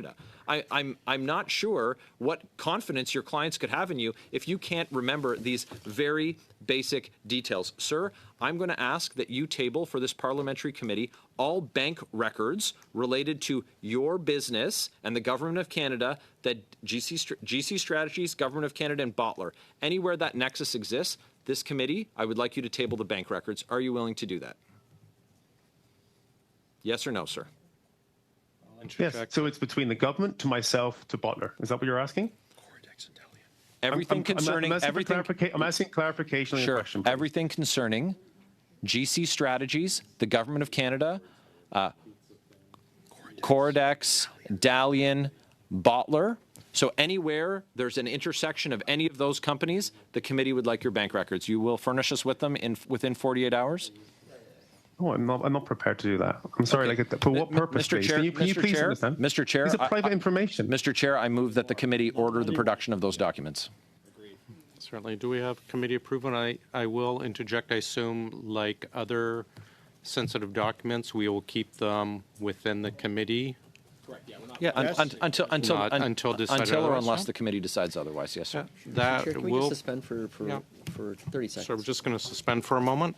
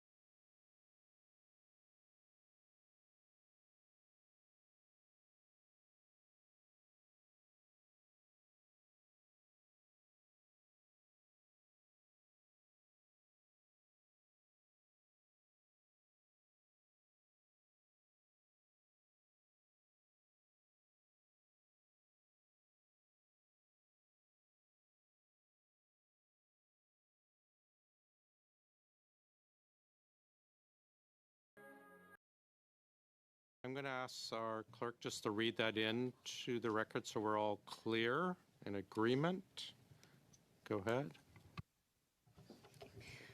My understanding is that the committee send for all bank records related to the business of GC Strategies, where there is an intersection between GC Strategies, the Government of Canada, Coredix, Dalian, and Bottler, and that the documents be provided to the clerk of the committee by Monday, November 6th, 2023 at noon. Is that clear, Mr. Firth? Yep, I heard that. It is an order of the committee. Thank you, Mr. Chair. Thank you, Mr. Barrett. We will now finish up with Mr. Kuzmirchuk for 5 minutes, please. Thank you, Mr. Chair. Obviously, we've heard a lot of things today, some really interesting testimony and information that have been established. I want to provide you the opportunity to tell us, explain to us the actions of Bottler AI from your vantage point. We see, for example, Bottler AI has tape recorded you. They have asked you to sign an NDA. They've reported on misconduct and potential fraud to the CBSA. In fact, presented a detailed report on that.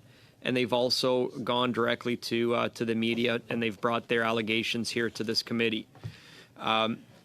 Help us explain those actions from your vantage point. Are we and how we should be viewing those actions? Well, first off, it's very discouraging when you're trying to work with a small Canadian company to try to get them contracts with the federal government to actually solve real problems that a lot of Canadians are actually facing. You do that with good intentions. You work for 2 years on trying to get the foot in the door, get them with the meetings they need. And again, at that point, they have to close the door. But the truth is, I feel like it's been a little bit traumatic, understanding the fact that voice recordings, text messages, again, all good intentions, even trying to get them on their own vehicle to eliminate our company. So there will be no third party, there'll be no ghost contract and whatever the terminology was that was brought up. The truth is, I did everything I could to get them contracts, to get the word out there, get them to help Canadians, and get them on their own supply arrangements so they could go direct, and then none of these accusations would ever happen again. I mean, you can understand from my perspective, I'm seeing a company, Bottler AI, that's putting everything on the line, their reputation, their integrity. They've gone public with this. I'm trying to understand from your vantage point why they would do that. I think there was good intentions when we first started the pilot to get the work done. That's why the first 2 deliverables were done on time and they were paid. I think there was the understanding that things were failing and that things weren't working. Those 4 deliverables, again, they were terminated December 23rd. And in my experience, termination is usually for performance. So the fact that they went dark for nearly 2 months, it seemed like they were scrambling to get the last 4 deliverables drafted up for submission, because again, I helped them get a line of credit. So whether they were over leveraged and they needed the last 4 remaining, I'm not sure what it was. But being in debt typically makes things a little bit more real. And at that point, you become desperate. The Bottler AI also alleges that Cameron McDonald, who was the Director General at CBSA at the time, was providing real-time coaching by text message while you were pitching Bottler AI to the then President Osofsky and senior leadership at CBSA. Did that happen? There was communication between Mr. McDonald, Bottler, and myself. This was, again, Mr. McDonald identified that there's a real problem and this needed to have, I think he just wanted this young Canadian company to be successful and understood that there's certain ways. And he was just doing his best, my understanding, to help out Bottler. Is that a conflict of interest to have an official coaching you to basically say the right things to get the bid through, to get the deal? And is that... I believe that the intentions were to help with the presentation, but by no means, at that point, the president still needs to like the software. There's more things to that than just that. There still needs to be understanding the software and making sure that it's a fit within the organization. But is that a regular thing? I mean, is that a regular thing for an inside official to be coaching a company on what to say, pitching their product to other officials, senior officials? Is that normal? I can't comment on what's normal. It's. Did Mr. Cameron? I'm not in everybody's meeting. Did Sorry. Mr. Cameron McDonald tell you to inflate the CV that you submitted? No, he did not. Who told you to inflate the CV that you submitted to change the numbers? Who asked you to do that? Did anyone ask you to do that? No, nobody did that. Again, that's part of my process for when I'm doing the resume submission. Okay. And then one final question. I know you answered this before, but why did Bottler AI need GC strategies? Why couldn't they just contract or work directly with CBSA or Dalian and Cordex? Why did they need GC strategies? So they were not a qualified vendor. So that's why we aligned ourselves originally. So anytime they wanted to work with the federal government, they could have worked through us. Okay. How much time, Chair? That's it. That's it. Thank you. Thanks, Mr. Kuzmierczuk. Before I ask if we adjourn, I know Mr. Genuis said something, then Mr. Jouari.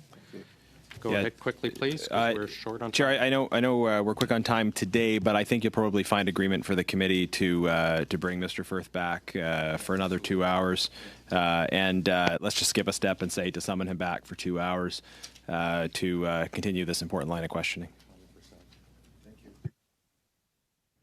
As date and time determined by the chair as before? Yeah, it's determined by the chair. We trust the the chair fine to with that, set colleagues? this up. I will arrange that with the clerk and Mr. Firth. Mr. Jouari, go ahead, please. Yeah, on the same theme, we would like to request to call Mr. Cameron McDonald back to come back to the committee for 2 hours as well. He is coming, I think it's next week. He's coming Tuesday, next week? actually. Oh, okay, Yeah. Great. All right, no worries. You can move that motion at the end of the meeting when he's here. Sorry, perhaps. please. Sorry, attention, please. Mr. Firth, thanks for your time. Oh, I think I see Mr. Souza, but there was several requests for information from you. There was one on the versions of the resumes, 48 hours. We're going to set noon for Monday, November 6th. Anything else, unless otherwise stated, is we have a committee requirement of 3 weeks. So there's that. Mr. Souza, did you have something before we adjourn? Briefly, To please. clarify, are we asking Mr. Firth to come back for 2 hours alongside Anthony? Are we asking them for or separate times each? It wasn't specified, but I think it would make sense together. Yeah. And there will be summons for both, if necessary. Thanks. Great. Thank you. Colleagues, if nothing else, we will be adjourned. Thanks very much.